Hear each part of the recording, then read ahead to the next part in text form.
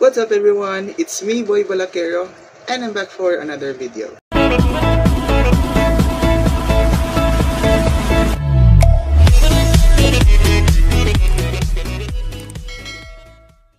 So yun guys, nagbabalik naman tayo sa isang panibagong video. Sorry guys kung medyo matagal-tagal akong hindi nakapag-upload. May uploads ako recently guys, pero mga old videos yun. Yung mga hindi ko pa na-edit, tsaka may marami pa akong videos guys na hindi pa na-edit. So anyway guys, for today ay lalabas ako kasi humupa na yung ulan. Lalabas ako guys kasi bibili ako ng isda para sa aking fish tank. Kung nakikita nyo guys, may fish tank ako dyan sa likod. Yung laman ng aking fish tank guys ay glowfish tsaka mga danyos. So gusto ko lang yung mga maliliit na isda guys, yung mga hindi lumalaki masyado. Kasi maliit lang yung aquarium ko, tsaka ano lang siya, decoration lang siya dito sa kwarto ko. Pero inaalagaan ko naman yung mga isda ko guys. Kaka-change ko lang ng tubig nila nung Sunday. So ayan, sa palagay ko kasi medyo maliit lang yung isda ko sa aquarium, so I guess bibili ako ng isda ngayon guys na same sizes sa kanila, mga glowfish tsaka danyos, or maybe guppies kung may makikita ako na mga guppies guys. So yan, lalabas ako ngayon. Pero magmumotor ako guys kasi medyo malayo siya kung lalakarin, pero it will just be around 10 to 15 minutes drive dito sa amin kung walang traffic. So yan, tapos ipapakita ko sa inyo yung pag-accumulate ng mga isda sa tubig para hindi sila water shock, no? Kasi yan yung kadalasan na dahilan kung bakit namamatay yung isda guys, kasi naninibago sila sa tubig na pinalagyan. Kaya it's a no-no na ilagay nyo kaagad yung isda, o may bago kayong biling isda na ilalagay nyo kaagad sa aquarium. So there will be a step-by-step or process, correct steps na kailangan gawin para mag-last lang yung mga isda nyo. So ayan, lalabas na ko guys, and we'll see kung ano yung mga makikita natin doon. Tsaka ano pala, bibili ako ng mga treats para sa isda ko. So let's go, kasi wala nang ulan, and yan, humupa na yung ulan guys. So let's go bago siya baka uulan ulit. Yes. So guys, ayan, bago ako lalabas, ipapakita ko muna sa inyo yung mga isda ko dito. Yan, yung mga yellow tsaka orange. Yan yung mga danyos, tsaka itong mga bigger sizes yan. Yung pink tsaka orange. Yan yung glowfish. Tapos ito yung parang gray. Yan yung mga corridoras. Yan yung mga kumakain ng mga algae, tsaka yung mga dirt dyan, yung mga waste sa fish tank.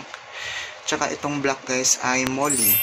So gusto ko din bumili ng molly kung may makikita kong molly guys. Tapos ito aquarium naman, shrimps. Meron akong shrimps dyan. Tsaka kung nakikita nyo kung napanood nyo yung videos ko, isa sa mga videos ko dito sa channel, yung assassin snails. Kasi guys, ito yung mga snails ko dati dito sa fish tank, and they are actually pests. So naglagay ako ng assassin snails. Ayan, wala na silang lahat guys.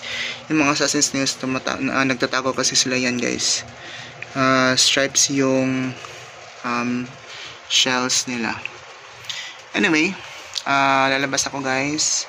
Yan, nakala ng isda ko na papakainin ko sila, pero hindi pa. Mamaya ko pa sa papakainin. So yan, clean yung water. Yan. So, lalabas na tayo guys. Bibili na tayo ng isda.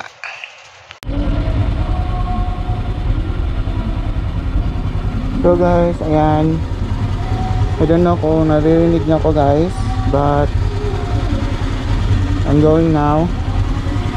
I'm recording now using my GoPro. Malapit lang naman guys, para makita niyo yung travel ko, yung biyahe ko.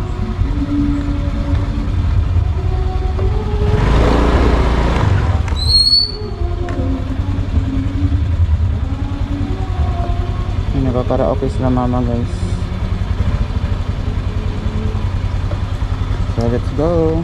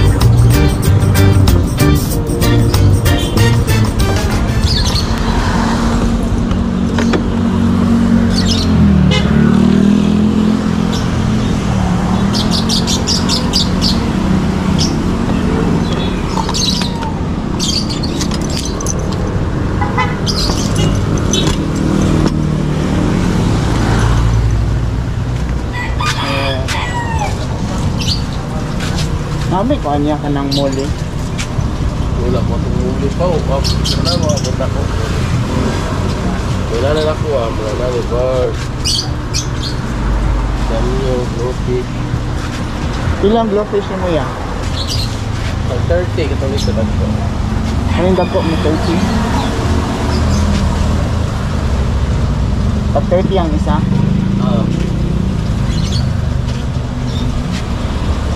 Ang gagmay ni mga glowfish ya? Glowfish yung gagmay? Ito?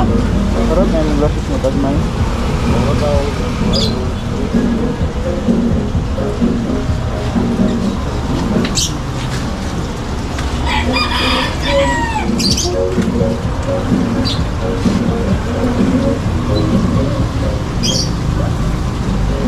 Ilang danyos ni mo ya? 4 kabuk, 50. Pakat 50?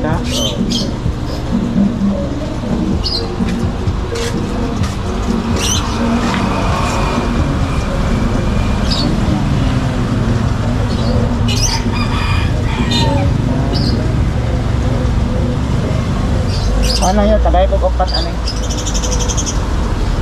Nga, balig 100 nga danyos.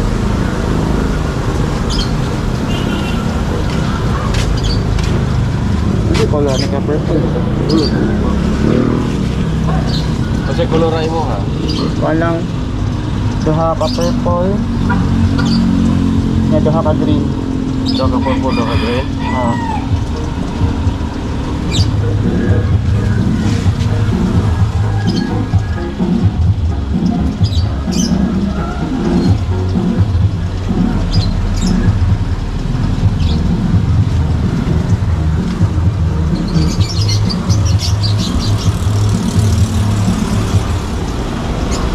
Kapila lang ko sa ka-orange ko eh.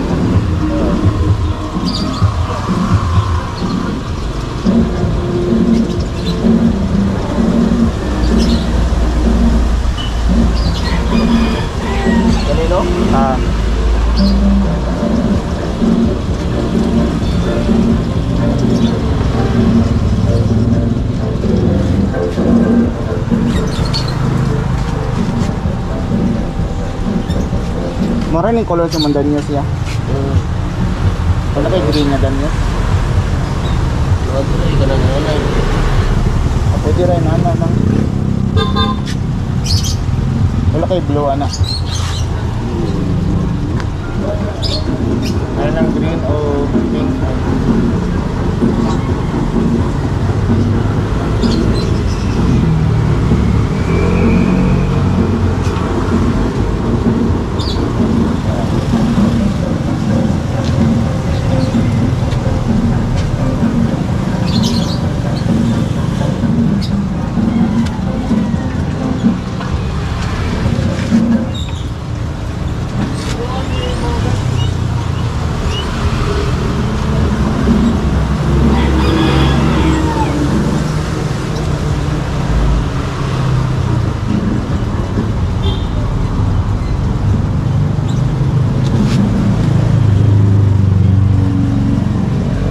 Pilahanin Danyos.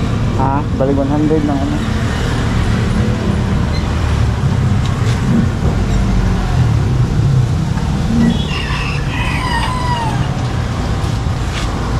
Yung natagak niya. Dapat na niya. Natagak na lang. Palit mo na nito niya. Natagak pa. Ako yung putaw din no?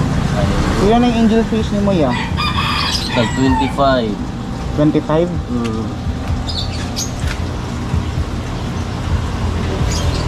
Ah, duha lang anak. Ang puti. Pwede lang siya sabol sa ano?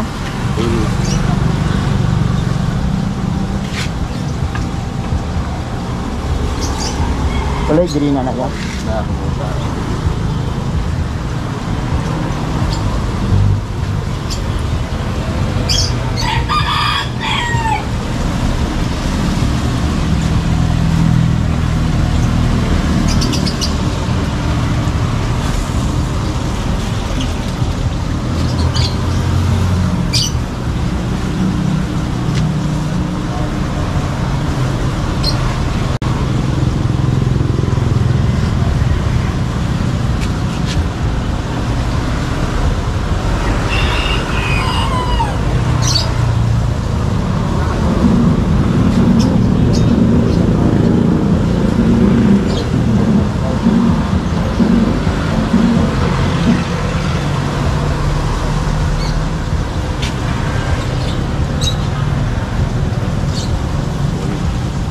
Doon ka pa angel fish na. Angel. Naputi na.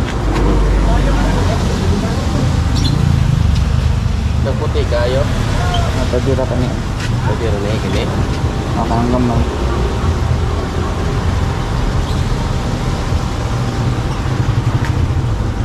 Uy. Sabuhit.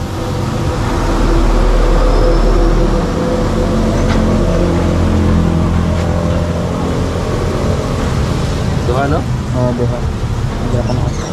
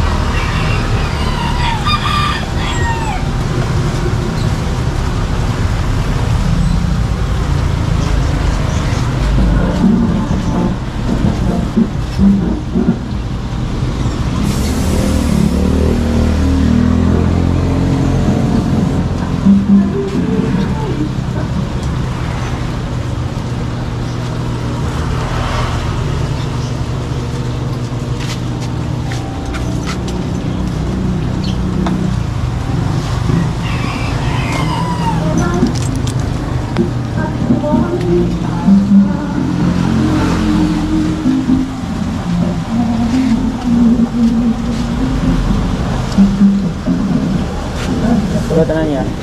300. 300? Oo. Pakai video ya.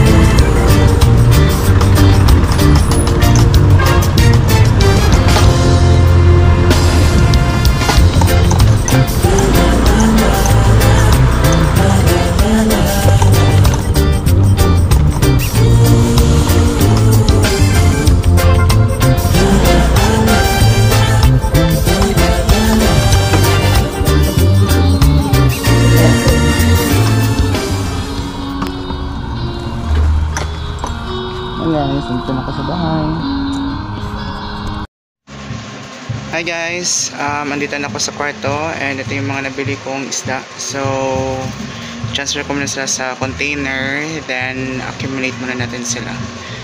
By the way, before ko sila transfer sa container guys, ay kailangan ko muna silang iloblob sa fish tank para naman hindi sila manibago.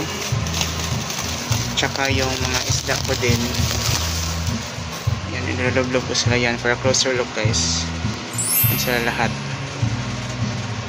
Yan. So, ilulog ko muna sila sa aking aquarium. Ayan. For 20 minutes sila dyan, guys. At least 20 minutes dyan sila. Yan. Panis na maninibago. Yan. And may container ako hinanda dito, guys. Pero may monster na nakaabang. Oh, no! Ay, ano sa kanya? No, no. So far, hindi naman to kinakain ni Bruno, guys. Tinitignan na niya. Curious siya kung bakit may mga isda dito. So, yan. Dito siya natutulog sa kwarto. Hindi naman niya kinakain. Nanonood na siya. Bruno, Bruno. So, we'll wait for 20 minutes, guys. And then, transfer ko sila dito sa container, then we'll start the accumulation for 10 minutes din. And so I'll be back. Tulog na yung monster guys. Yung monster tulog na. So anyway, tapos na yung 20 minutes. So ililipat ko na yung mga isda dito guys. So lagay ko muna yung phone sa stand para makita nyo yung ginagawa ko. Sana hindi lilikot si Bruno. Yan. Bruno, huwag malikot na please. Yan guys.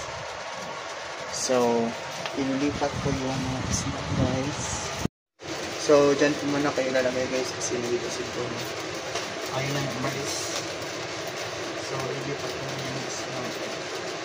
Pagawin ko na yung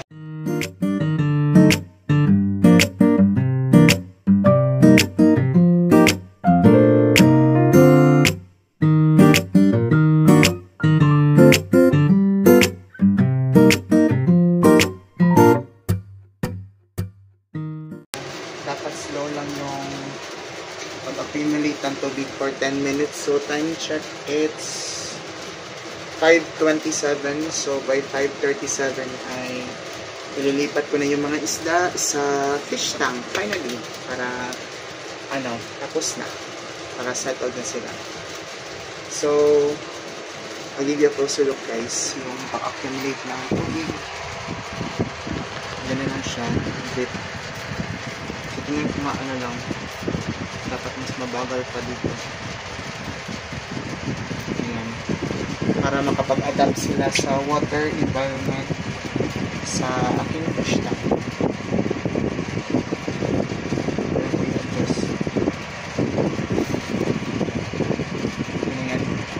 So again, for 10 minutes accumulation. Hi guys, so while waiting for the accumulation to finish, I would like to grab also the opportunity to read the letters that were given to my students to me during the last day of the school year, no? Kasi as their way of showing their appreciation, tsaka binigyan ko nila ko ng flowers na ganito guys, handmade, parang crochet na flowers, tapos may cake pa na red velvet. Nakikita may grade 7 students. So una ay nabigyan nila ako nito guys, parang garland, yan.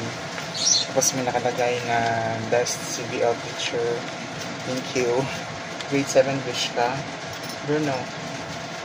And then may letters dito guys, pero hindi ko pa binasa actually, honestly lang. So may letter dito, it's from Zara, to Sir Olifernes from Zara. Hi sir, I just wanted to tell you now to tell you how thankful I am to have you as my teacher. You have really helped me express things I struggled to. I appreciate you being a wonderful teacher towards everyone. Thank you, Zara. You taught me so many. You taught me how to be myself. Wow. So, guys, kasi CL teacher ako, and I just don't teach my students to not just church doctrines, but also to be themselves, no? To appreciate their uniqueness as creations of God. Kasi yan yung core ng topic namin sa grade 7 about self-identity and self-appreciation. So, thank you so much, Zara. I really appreciate your letter. Tapos may mga points pa dyan, guys, no? Alam naman natin na students are really exerting effort in this, pero hindi ko gagastuhin yung pera, guys. Dito lang yung pera, as remember. So, may letter pa dito nakalagay sa envelope, and I have to open this. Hindi ko pa ito na-read, honestly. So, parang na-read lang siya, guys, pero hindi ko pa ito nabasa. No. So, yan, nakalagay sa papel, guys. Yan. This letter is addressed to Sir Olofernes, our CBL teacher, from Rika and Zinette. Hi, sir. It's the student who somewhat likes the movies you pick, even if bloody kaayo sila. Kasi, guys, may free time kami noon na parang binigay ko yung whole encounter para manood ng movie, of their choice. So, I always like to listen into your lessons, even if it isn't my own religion. Tingnan nyo naman, guys. Kasi yung student na to, she's a Jehovah's Witness, but she really enjoys my subject. No? It's really, parang napakaganda sa feeling na isang non-Catholic, but she enjoyed yung subject na for Catholics.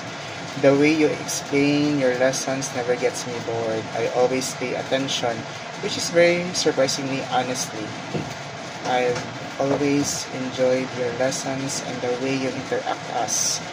The way you are around us is like a rich single people. So, sorry to cut, guys, kasi pumasok sa mga naglinis sa kwarto. I mean, nag-sweep. So, anyway, to continue, guys, goes like this. I've always enjoyed your lessons and the way you interact us.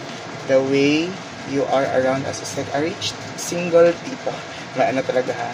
Coming from me and Alina. You're like a student among us as well. Ha ha ha. It's always really relaxing whenever you have to show us movies, since it's like a free time off from class. So yun talaga yung ko. Para at least they can feel na they have free day, they have free time to be off from class. Kasi usually dito sa section na to, last subject ako. So at least on their last subject, they will feel relaxed. So those were the times I really missed that one. Which is most of the time. Though you have to lay off on the more bloody movies, Joker, I love them even though you close ko sa akong eyes.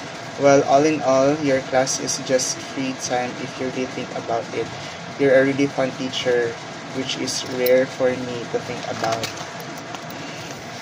Bruno, all those pranks you played on us during class will always be my favorite memories of you. Kasi may I guess twice. Yung una, yung kunyari bad mood ako. Tapos pangalawa, yung may natutulog sa klase, guys. Tapos magas kami lahat. Pero at least there will be a fun part before sa aming interaction to ease up some nerves na lang. And nasa na ba yun? Which is rare for me to talk about. All those pranks you've played on us during class will always be great memories of you. Sometimes I wish to be in your advisory class just to see how you are around your class and your kids. It seems as if you treat them as your own. Yeah, I really treat my students as my own. I am praying to God above that you are my teacher next year, as I wouldn't want another CBL teacher. Oh, love you, sir. Thank you for everything, sir. Ah, kakaiyak naman. Parang ano talaga lang, kapag may students talaga na showing their appreciation to you, yung parang gusto na ikaw na yung teacher nila forever.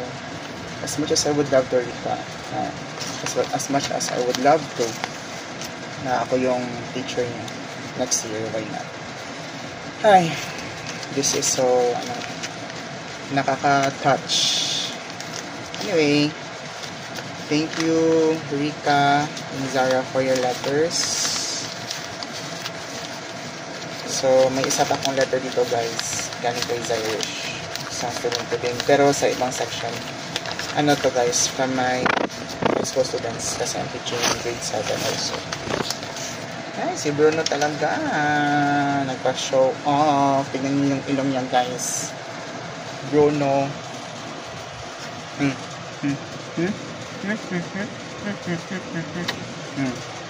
Okay. See?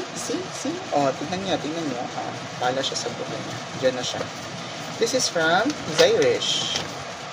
Appreciation letter. Ang haba. Parang mas mahaba pa yung letter niya, guys, kaysa journal. Journal niya. Pero, anyway, I'll read this one, Zyrish. Dear Sir Olafernas, I want to express my deepest gratitude and appreciation for you, as you are undoubtedly one of the best teachers that I have ever had the privilege of learning from. Thank you, Zyrish. Your lessons will always remain remarkable. I am truly grateful for the way you have guided and shaped us as students. I know that sometimes, or most of the time, we have been a challenge to handle. I sincerely apologize for any stress or frustrations we have caused you. Sir, I am in awe of your ability to remain calm while handling us, even when we have tested your limits. Yeah. This is one of, I would consider gift. I'm not really doing it kasi teacher ako, but I don't know, it's God's grace siguro, guys, na hindi ako madaling nagagalit sa mga students ko. Even though, yeah, sometimes it really test my patience, but it's God's grace talaga na I learn how to parang mataas yung pasensya ko sa kanila. Sometimes joke ko na lang sila, saying the other way around, parang ganun lang. The lessons you have taught us goes far beyond the confines of the classroom. You have taught us to think critically, learn from our mistakes, and reflect on our actions. Most importantly, you have inspired us to strive for the best versions of ourselves. And for that, I am eternally grateful. Thank you, Zyrish. Thank you so much for your appreciation. I'm about to cry na, guys. But really, yeah. As long as I can still teach, guys, I will really teach. Bahala na yung salary. Basta yung importante kasi sa teaching, guys, ay it's not though salary matters most because it's a livelihood, but priceless kasi yung the way students appreciates you, the way how you change the lives of your students. Ganon. I mean, it's sad na some teachers quit their job kasi napapagod. Of course, tao rin kami, napapagod din. But through these letters, through these appreciations, this would really help us lift up. No? Just like this one. Parang kala ko lang I'm just teaching every day, imparting knowledge to my students, but far from that, I was really hindi ko alam na I'm easily transforming their lives. I have touched their lives. I'm particularly thankful for the way you have helped to deepen my relationship with God. Yun talaga, guys, pinaka-importante na yung gusto ko na mangyari sa mga students ko, not just for them to learn about church doctrines, how to be a good person, but maging mas malapit sila sa Diyos. Yung mas makilala nila kung sino ang Panginoon natin. Your guidance and wisdom have been a shining light, leading me closer to God. You have become one of my greatest inspirations, and I will carry the lessons you have taught me throughout my life's journey. Thank you, sir. Thank you, Sir Furnace, for never giving up on us, even when we have been a challenge to handle. I am very honored to have had you as a teacher. Ayaw ko kalimti, sir. Love ka na mo, sir. Thank you, sincerely, Irish. I will still pray for you, sir, every now and then. Thank you, Irish, for this letter. I'm trying to hold back my emotions, guys, kasi I'm not really, I don't really usually want to cry in front of a lot of people. Usually, nag-burst out ako kapag wala mag-isa, reflect, yan. But anyway, I was so touched with your letter, Irish. Thank you so much. And para sa mga aspiring teachers dyan, again, everything will be challenging. Kahit anong trabaho papasukin nyo, guys, mahirap, nakakapagod. But always go back to the reason. Kung pagod kayo, always go back to the reason. Bakit nyo sinimulan? Bakit nyo pinasukan? Bakit nyo gustong maging teacher? Bakit nyo gustong magturo? Diba? Everything that we choose should be galing sa puso natin. Yung alam natin kung ano yung purpose natin. Sometimes kasi me personally, last option ko yung teaching. But I was able to love and learn everything about the essence of being a teacher. Nung naging teacher na ako, guys. Kasi nung college ako, akala ko lang, turo lang, ganun. Basta alam mo lang yung lesson, okay na yun. But it's far from that, it's beyond than that. You are, as a teacher, you are changing, you are touching the lives of your students. You're molding a person. Take note, these are fragile individuals. So, I don't know, wala na akong masabi, guys. Parang, mas na-inspired ako ngayon na mag-teach. Kahit, honestly, sometimes, sabi ko sa sarili ko, ayaw ko na mag-teach kasi nakapagod. But I always pray to God. And I always look back to this words of appreciation. Yung mga nagawa ko na hindi ko nakikita. Kasi they serve as your mirror. Parang, hindi ako aware na may nagawa akong mabuti. Through these words, it really encourages me to do more and to be a better teacher. So, ayan guys, bago ako umiyak, bago ako maging crybaby, so, patapos na yung accumulation ng aking fishes, guys, and ililipat ko na sila sa fish tank. So, ayan guys, ililipat ko na sila sa fish tank. It's already 5:45. So, it's more than 10 minutes na, guys. Ayan. So, accumulation is done.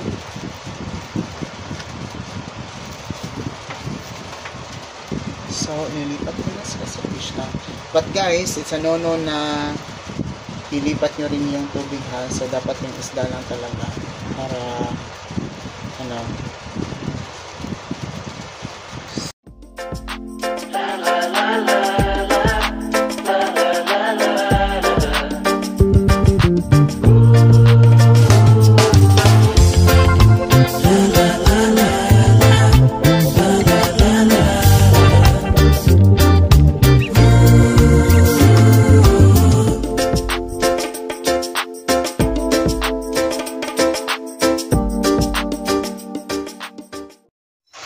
So, andun na sila guys. Yung puti, angelfish yan.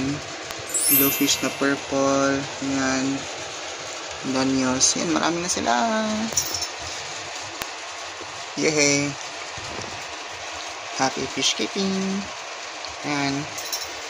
And of course, yung feeds ko sa kanila guys, yung nag-shrink na feeds. Yan. Masyadong madami. Yan. Pero kapag, guys, usually, just a pinch lang. Ito kasi, isang kamay na yung gamit ko. So, ayan. Tapos na. Parang stress ata yung isang isla ko, guys. Yung isang glowfish. Gumagalaw naman siya. Feeling ko stress yan. Yan. Yung iba nag-swing. So, ayan. Yan sila, guys. Alright. So, that's all for our video for today, mga kabalakeros. And if you like this video, don't forget to hit the like button, share it to your friends, and comment down below kung ano yung mga sasabi nyo sa video natin ngayon. And if you're still new to my channel, don't forget to subscribe and hit that bell button for you to be updated on my next uploads. Till the next video, mga kabalakeros. Bye! Guys, update lang po dun sa fish na na-stress. Ayan. He's recovering po. Praise God. Akala ko mamatay na siya, guys. Actually, hinayaan ko na siya kanina. Ayan, he's swimming. Akala ko kasi kanina nakahiga na yan. Yeah, hinayaan ko na lang siya. Buti na hindi ko siya kinuha agad, guys. Ayan, he's recovering po. May benefit talaga kapag may plant sa loob ng yung fish tank, guys, kasi it gives the fish enough oxygen. So ayan, praise God, he's swimming po. Ayan, recovering na po siya. Ayan. So kasi kanina andito na siya nakahiga, guys. Kala ko kasi nakakainin na siya ng mga shrimps. I was surprised nung pumasok ulit ako dito sa kwarto, nawala. Yun pala. He's doing great. Yan. Good.